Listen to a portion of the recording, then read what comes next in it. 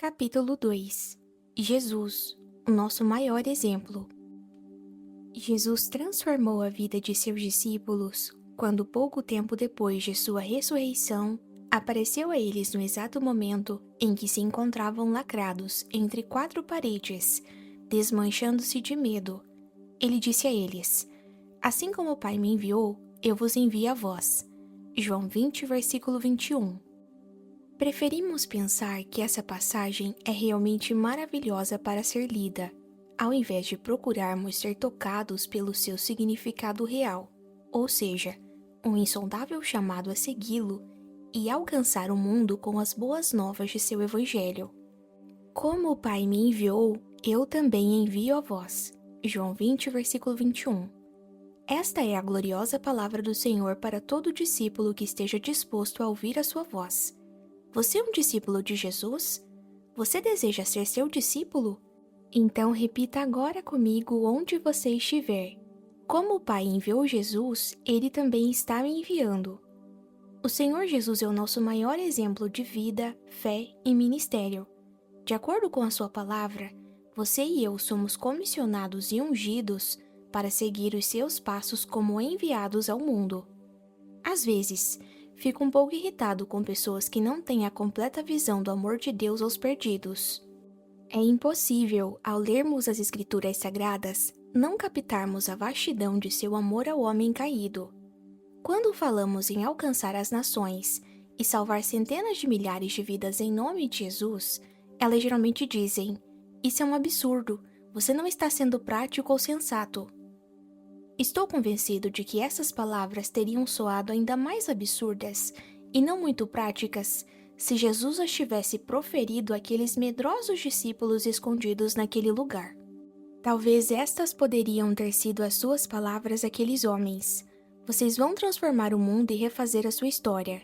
Isso mesmo, até mesmo a história do Império Romano e das nações gentias, acerca das quais vocês nem ouviram falar.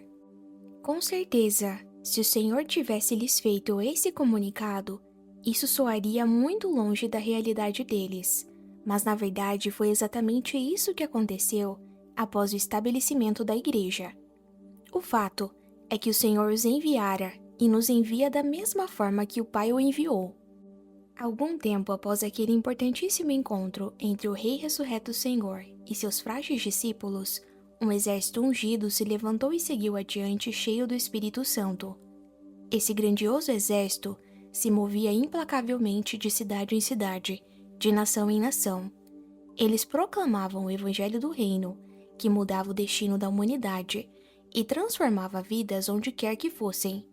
Aquele exército está se levantando novamente em nossos dias. Jesus foi enviado para realizar uma obra. Ele, como nosso mestre, nos concedeu a mesma visão, autoridade e responsabilidade. No momento em que recebemos as boas novas de Jesus em nossas vidas, fomos instantaneamente feitos novas criaturas e transformadores sobrenaturais da história.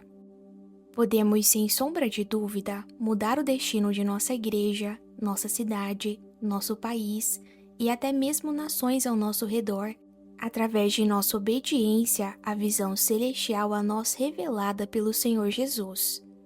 Para isso, vamos precisar do poder de Deus. O segredo desse poder para a realização de sua obra encontramos em sua própria palavra. Em verdade vos digo, que aquele que crê em mim também fará as obras que eu faço, e as fará maiores do que estas, porque eu vou para o Pai, e farei tudo o que pedirdes em meu nome, para que o Pai seja glorificado no Filho. João 14, versículos 12 e 13. De uma coisa podemos estar certo: o Senhor não limitou essa declaração somente para aqueles que creram nele no primeiro século, para seus apóstolos ou aos judeus ortodoxos. Em outras palavras, não importa em qual século você esteja vivendo, pois a única condição necessária para fazer as mesmas obras que ele fez ainda é a mesma: simplesmente crer nele. Eu sinceramente louvo a Deus pela vida de nosso querido irmão Billy Graham, por Charles Finney, John Wesley, Martin Luther King e tantos outros intrépidos no Senhor. Todavia, eles não são o padrão, o qual devemos almejar. Essa honra está reservada somente para o nosso Senhor e Salvador Jesus Cristo. Tenho certeza de que estes homens concordariam comigo. O meu maior desejo nessas páginas é fazê-lo ver com a maior clareza possível o exemplo que temos para ser imitado em Cristo Jesus, tanto em vida quanto em chamado e ministério. O culto do mundo. Embora Jesus Cristo tivesse investido 3 longos anos de sua vida treinando, revelando-se, instruindo e dando aos discípulos, aqueles homens que o haviam acompanhado de tão perto ficaram desalentos quando ele foi crucificado. Eles enterraram o seu líder e com ele os seus sonhos. A esperança deles parece ter sido selada na tumba com o corpo de Jesus. O problema, na verdade, era que eles não podiam entender o que realmente estava acontecendo no domínio espiritual. Eles também não tinham a mínima ideia que estavam destinados a desempenhar um papel sobrenatural no estabelecimento da igreja, que é igualmente sobrenatural. O mestre, na verdade, ainda não tinha terminado seu trabalho. Chegando à tarde daquele dia, o primeiro da semana, e estando cerradas as portas do lugar onde estavam os discípulos, com medo dos judeus, chegou Jesus, pôs-se no meio deles e lhes disse: Paz seja convosco. João 20, versículo 19. Bom, não sejamos tão apressados em julgar aqueles pobres homens pelo fato de terem se escondido do mundo lá fora. Nós, na verdade, estamos na mesma situação. A igreja em nossos dias, em sua maioria, está se ocultando das pessoas feridas e desalentas deste mundo. Infelizmente, esse isolamento tem se perpetuado século após século. Qual é o objetivo desse tão confortável esconderijo? Eu acredito que é devido ao fato de termos apenas o suficiente da vida de Deus para, entre aspas, sobrevivermos e mantermos o nosso estilo de vida. Todavia, não temos vida o suficiente para nos aventurarmos e ousadamente ir por todo o mundo para ministrar aos feridos como Jesus o fez. Depois de terem momentaneamente perdido Jesus de vista, aqueles discípulos passaram a ter apenas o suficiente para sobreviverem. Eles pensavam: se mataram nosso mestre, certamente matarão a nós também. O motivo desse pensamento era que eles tinham uma perspectiva incorreta de quem de fato era Jesus. Eles o tinham apenas como homem, que tinha sido crucificado, e não como Deus homem, que havia se entregado e que ressurgiria depois da morte. Naturalmente, não compreendiam também quem eram em Cristo e qual era o seu propósito: mudar a história do mundo através deles. Nós o ouvimos pregando a palavra. Há vários anos atrás, realizei uma cruzada na Costa Rica. Naquelas reuniões, o Senhor operou tremendos milagres como confirmação de sua própria palavra que estava sendo pregada. Além do glorioso mover de Deus naquele lugar, as nossas mensagens também foram transmitidas simultaneamente por toda a Nicarágua, Panamá, Costa Rica, inclusive no serviço público de transmissão do aeroporto. No terceiro dia de nossa cruzada naquele país, meu filho mais velho e minha esposa voaram para estarem comigo. Logo ao chegarem ao aeroporto, a primeira coisa que ouviram foi a voz do papai ministrando. Jamais esquecerei o momento em que meu filho de 10 anos chegou perto de mim naquele dia com sua face radiante de felicidade e orgulho. Ele me disse: Papai, nós ouvimos a transmissão de sua pregação no aeroporto. Me abençoou muito a alegria de meu filho em ver que a palavra estava sendo proclamada. Na verdade, meu filho sempre teve um coração muito inclinado para missões, e sempre impus a mão sobre ele e orei: Senhor, se ainda o tardardes a voltar, eu peço a ti que use meu filho bem em sua obra de maneira poderosa, e que ele seja mais eficiente do que eu. Creio que assim devem ser os corações dos pais, não é mesmo? O profundo desejo de meu coração é que meus filhos sejam bem mais aptos a realizarem a obra de Deus do que eu e minha esposa. O Senhor Jesus revelou o coração de nosso Pai Celestial quando Ele disse: Farás as obras que eu faço, e as fará maiores do que estas, porque eu vou para o Pai. Este é o encorajamento, a tônica da visão celestial, a oportuna palavra do Senhor para a nossa geração. Se de fato estamos nos aproximando do final dos tempos e da vinda do Senhor, essa palavra será rapidamente cumprida em nossos dias. Portanto, se Jesus está voltando, brevemente essa promessa divina deve primeiro se tornar realidade na minha e na sua vida. Eu te asseguro que ainda nessa geração, veremos grandiosas coisas acontecerem. Quais são as obras de Jesus Cristo? Uma vez que Jesus Cristo é o nosso maior exemplo, e levando em consideração que fomos ordenados a realizar as mesmas obras e ainda maiores, precisamos olhar para essas obras e ter pleno entendimento do suprimento que temos em Cristo. O 4º capítulo do livro de Lucas nos revela a primeira obra de Jesus. Ele estava cheio da unção do Espírito Santo. Jesus, cheio do Espírito Santo, voltou do Jordão e foi levado pelo Espírito Santo ao deserto, onde por 40 dias não comeu coisa alguma, e terminados eles teve fome. Lucas 4, versículos 1 e 2. A palavra nos diz que Jesus estava com fome, mas não nos relata nada se estava com sede. Em outras palavras, Jesus jejuou por 40 dias bebendo somente água. É de suma importância você observar uma particular frase no registro sagrado, cheio do Espírito Santo. Jesus estava cheio do Espírito Santo antes de ser levado pelo próprio Espírito ao deserto. Ele jejuou por 40 dias, e enquanto isso era tentado. Finalmente, conclui que aquele período no deserto era um confronto com o diabo. Satanás procurou tentar Jesus com as 3 maiores tentações que ele sempre usou contra o homem. Primeiro, ele questionou a identidade do Senhor como Filho de Deus e tentou levá-lo a usar o seu poder em benefício próprio, em sua sugestão de transformar pedras em pão e satisfazer a sua fome. Segundo, o diabo tentou o Senhor a tomar para si a autoridade e a glória de todos os reinos desse mundo. Se assim o Senhor fizesse, o diabo teria alcançado seu objetivo, ser adorado. Terceiro, Satanás novamente questionou a identidade do Senhor usando citações das Escrituras para seduzi-lo a se lançar do penhasco, colocando assim sua confiança nos anjos para salvá-lo. Essa atitude, novamente, tinha como objetivo fazê-lo provar alguma coisa. Jesus, no entanto, derrotou o tentador todas as vezes usando a palavra de Deus, sempre dizendo, está escrito. Essas 3 formas de tentações continuaram sempre se manifestando de alguma forma durante o ministério de Jesus aqui na Terra. Na cruz, por exemplo, ele foi desafiado a agir em legítima defesa, a salvar-se a si mesmo para provar quem de fato ele era. Semelhante ato, com certeza, teria trazido frustração ao plano de redenção do Pai. Ele também foi tentado pela multidão a apoderar do trono e se tornar um salvador político de Israel, ao invés de redentor espiritual. Finalmente, o desafio escarnecedor de fazer Jesus chamar os anjos enquanto ele estava na cruz foi também uma repetição da terceira tentação, que levaria Jesus a desistir da sua vida e a confiar nos anjos para salvarem-na.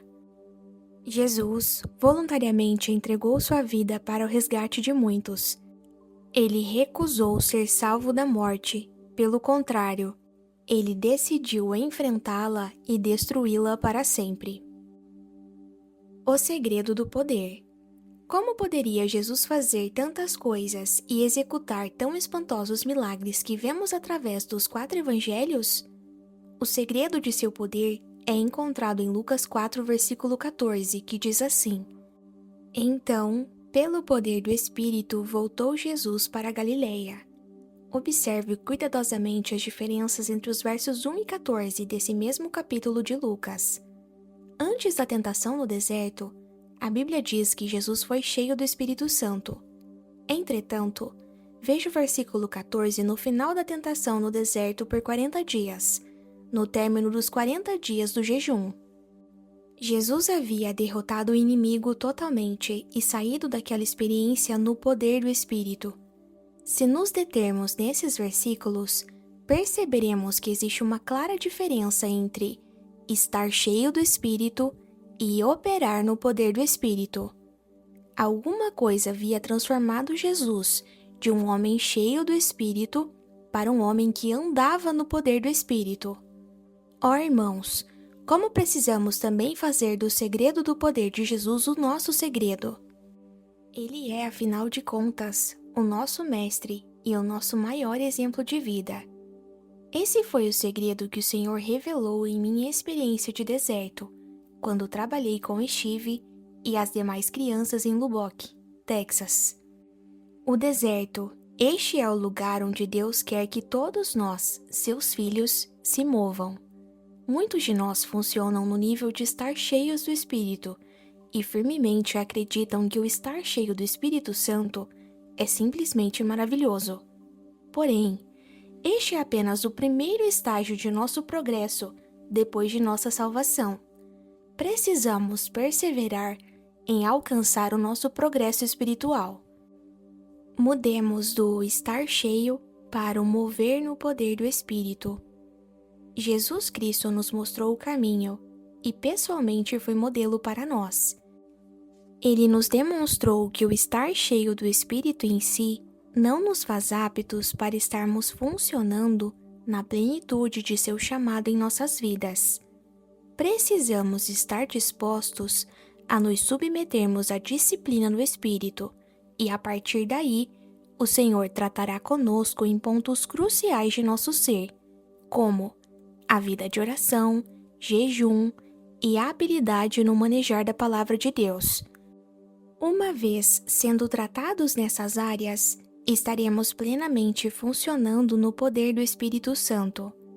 A palavra de Deus tem ocupado um lugar de destaque por séculos e temos aprendido muitas coisas em todos esses anos. Em nossos dias, estamos crescendo muito e dando passos mais definitivos em obediência à disciplina da oração. Todavia, o jejum é raramente praticado e continua sendo um mistério para a igreja moderna. Não obstante, nele temos a principal chave para avançarmos além do ponto de estarmos cheios do Espírito para o mover pleno da plenitude de sua vida em nós. Jesus completou o, entre aspas, processo do estar cheio do Espírito Santo e mover-se no poder do Espírito Santo em 40 dias, mas provavelmente eu e você levaríamos bem mais tempo. Os discípulos estiveram com Jesus por 3 longos anos e durante esse tempo foram disciplinados sob a unção de Jesus Cristo.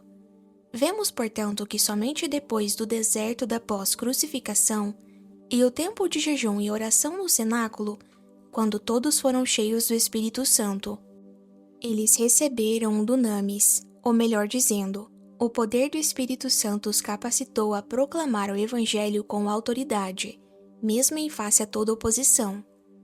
O meu desejo é que você compreenda que o jejum leva o poder do Espírito Santo em nossas vidas a ser liberado. Não significa necessariamente que você receberá mais da graça de Deus. Todavia, ele facilitará o livre fluir do Espírito Santo de Deus através de você, dissolvendo e removendo tudo aquilo que não tem nada a ver com Cristo em sua vida. Se você tão somente se entregar ao Senhor em comprometimento a uma vida de oração e jejum, a unção do Senhor começará a fluir através de seu viver. Esta, portanto, é a primeira obra que somos chamados para fazer. O início ou o primeiro trabalho de Jesus, antes de iniciar o seu ministério no poder do Espírito, foi jejuar e empreender uma luta espiritual na oração e na palavra. Eu, particularmente, não acredito em acidentes no reino de Deus. Não é por acaso que você está lendo essas palavras.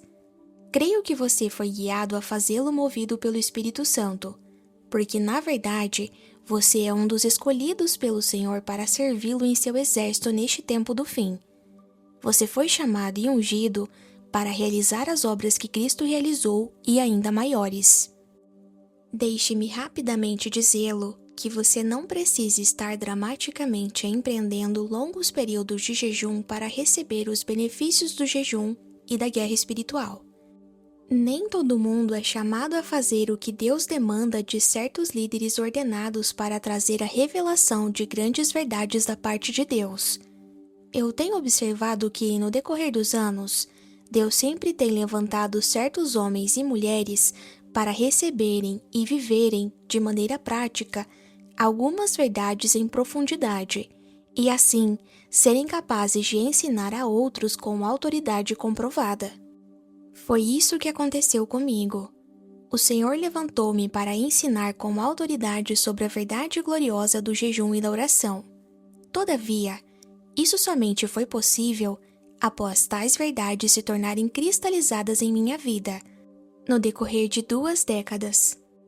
O mesmo podemos dizer de Mike Bikley, um pastor em Kansas City, que orava e intercedia numa média de 6 a 10 horas por dia, por 1 década ou mais. Hoje ele ensina acerca de oração com muita autoridade e humildade, pois não fala de uma teoria, mas de uma verdade baseada em uma sólida experiência de aplicação de princípios de oração encontrados na palavra. Não se condene quando, por exemplo, ouvir ou ler acerca das proezas de alguns líderes e diga: "Oh, eu nunca serei capaz de fazer isso", ou "Nunca serei capaz de me equiparar a eles". Ora, irmãos, nunca foi desejo de Deus que você se comparasse com alguém. O propósito e a atuação dele em sua vida é realizado de acordo com a sua própria soberania. O Senhor nos dá tais pessoas como exemplo para nos aperfeiçoarmos nele, em determinadas áreas de importância em seu plano e propósitos para as nossas vidas. A diferença entre a unção do Espírito e o poder do Espírito é enfaticamente ilustrada no incidente descrito no capítulo 17 do Evangelho de Mateus, logo após a transfiguração de Jesus no monte. E quando chegaram para junto da multidão, aproximou-se dele um homem que se ajoelhou e disse: "Senhor, compadece-te de meu filho, porque é lunático e sofre muito, pois muitas vezes cai no fogo e outras muitas na água. Apresentei-o a teus discípulos, mas eles não puderam curá-lo." Jesus então exclamou: "Ó geração incrédula e perversa, até quando estarei convosco? Até quando vos sofrerei? Trazei-me aqui o menino." E Jesus repreendeu o demônio, e este saiu do menino, e desde aquela hora o menino ficou curado. Então os discípulos, aproximando-se de Jesus, perguntaram em particular: "Por que motivo nós não pudemos expulsá-lo?" E ele lhes respondeu: "Por causa da pequenez de vossa fé.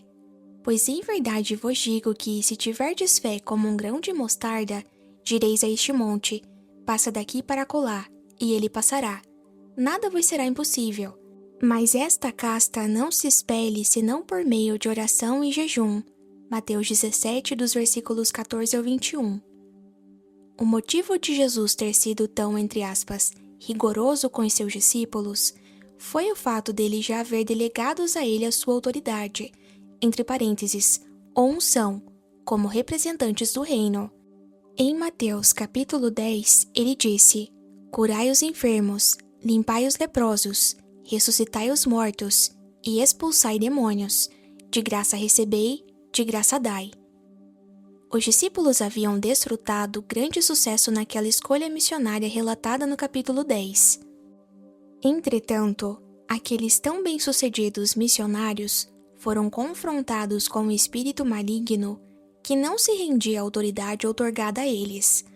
Apesar de todo o entusiasmo da experiência anterior, ao orarem por aquele menino, foram categoricamente derrotados, pois não tinham poder suficiente para expelir a casta de demônios que controlava o garoto. Alguma coisa os bloqueava. Alguma força ou potestade resistia à libertação. Existia uma nuvem opressora naquele garotinho que havia minado e colocado em descrédito a unção que os discípulos possuíam. O Senhor, no entanto, entrou em cena quando a credibilidade de seus ministros estava totalmente comprometida. Qual era o problema? O pai do menino disse que seu filho era afligido por epilepsia. Todavia o Senhor não curou, mas expulsou o demônio que causava aquela doença. Mais tarde, quando Jesus o encontrou a sós com seus discípulos, ele lhes comunicou um dos mais importantes princípios que um filho de Deus possa aprender no sentido de sempre alcançar vitória sobre grandes obstáculos e fortalezas que o inimigo possa lançar em sua vida, em seu caminho e ministério. Esse princípio, no entanto, apenas pode ser percebido e recebido na realidade do mundo espiritual, porque a nossa vitória é primeiramente nas regiões celestiais. Por isso, precisamos estar conscientes de que Deus nos tem dado armas poderosas para desmantelar toda e qualquer fortaleza, como nos diz o apóstolo Paulo em sua segunda carta aos Coríntios 10, versículos 3 ao 6. Porque andando na carne, não militamos segundo a carne, porque as armas da nossa milícia não são carnais, mas sim poderosas em Deus, para destruir as fortalezas, destruindo os conselhos e toda altivez que se levanta contra o conhecimento de Deus, e levando cativo todo pensamento à obediência de Cristo, e estado prontos para vingar toda desobediência, quando for cumprida a vossa obediência. Uma vez que nossas armas e, portanto, a nossa vitória não são encontradas no domínio natural da carne e do sangue, o nosso inimigo, Satanás, fará de tudo para nos arrastar para uma batalha, um combate de atmosfera natural e carnal. A maneira mais efetiva para mim e para você colocar a nossa carne em seu próprio lugar e andar em espírito é jejuar e orar.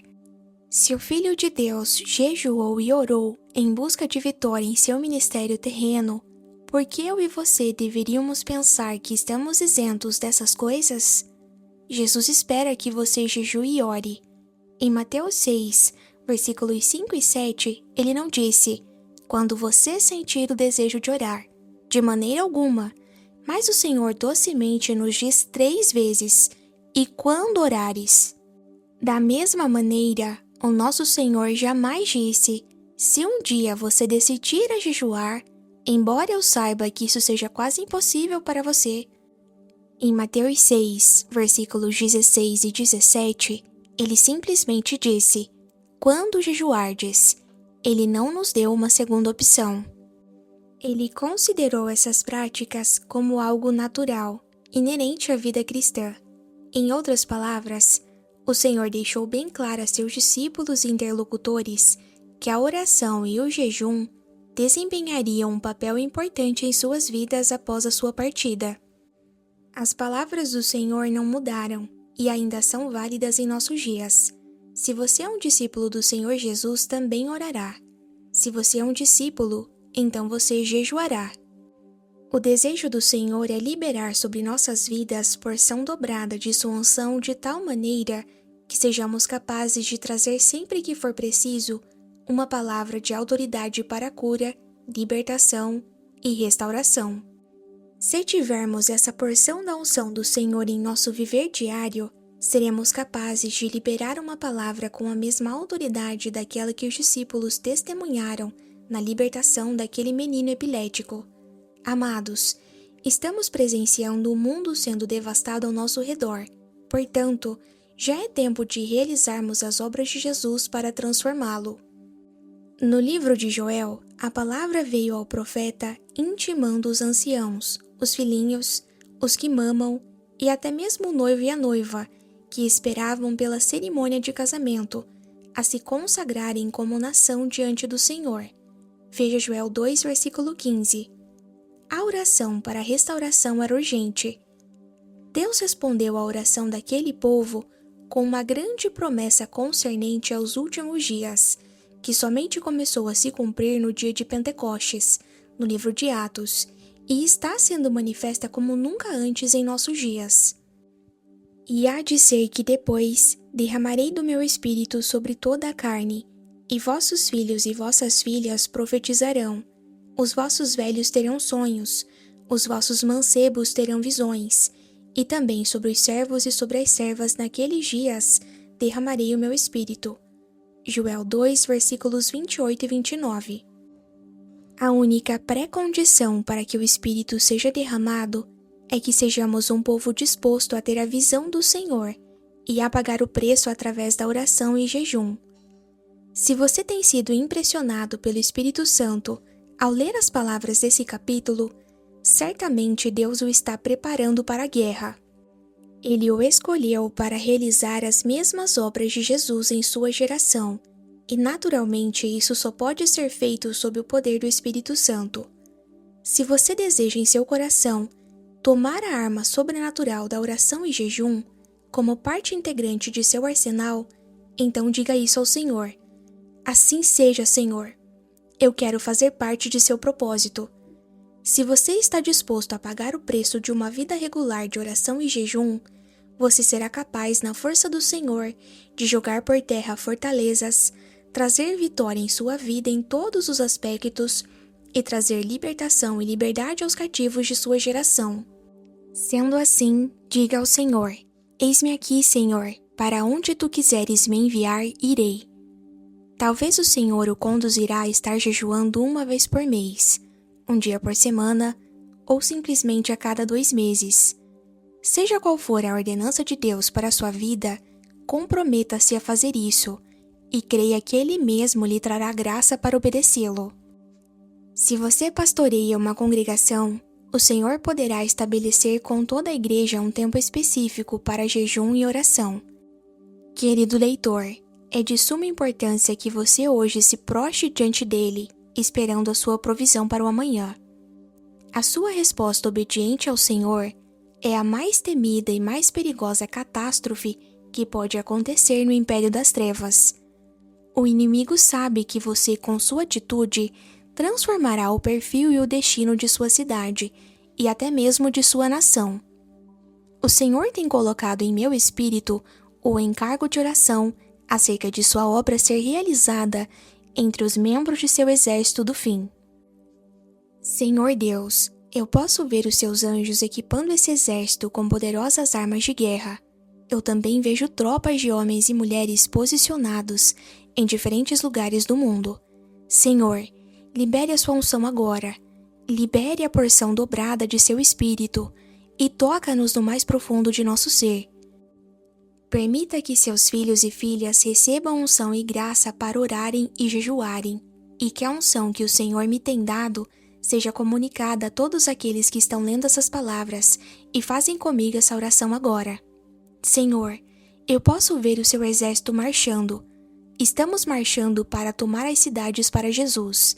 Estamos marchando para levar o nome do Senhor em todo lugar, em todo canto da terra, norte, sul, leste e oeste. O exército do Senhor está avançando, e todo demônio se dobrará diante do nome de nosso Senhor Jesus Cristo. Pai, nós nos comprometemos deste dia em diante em usar essas armas fielmente. Senhor, eu oro para que os pastores e líderes de seu exército vejam com clareza suas responsabilidades. Coloque em seus corações, amado Deus, a divina sabedoria que eles precisam para guiar a porção de seu exército confiada a eles. Desde já, Senhor, obrigada pela total vitória que temos em Ti. Nos próximos capítulos estaremos compartilhando os incríveis benefícios que recebemos quando obedecemos ao Senhor em nossa vida de oração e jejum.